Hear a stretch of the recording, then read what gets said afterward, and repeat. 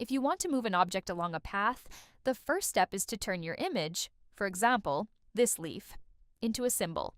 To do that, select the image, right-click, and choose Convert to Symbol, or simply press F8 on your keyboard.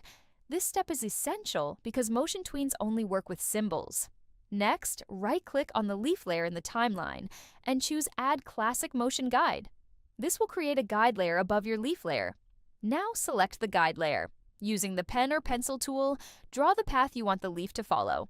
After drawing the path, go to the Properties panel, open the Dock tab, and make sure Snap to Objects is turned on. Drag the leaf so it snaps to the beginning of the path. Move forward in the timeline to where you want the motion to end. On the leaf layer, insert a keyframe at that frame, then drag the leaf so it snaps to the end of the path. Now right-click anywhere between the two keyframes on the leaf layer and choose Create Classic Tween.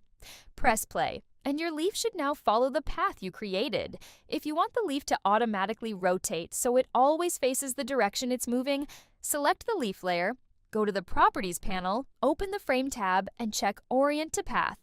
And that's it! You've successfully animated an object along a custom path.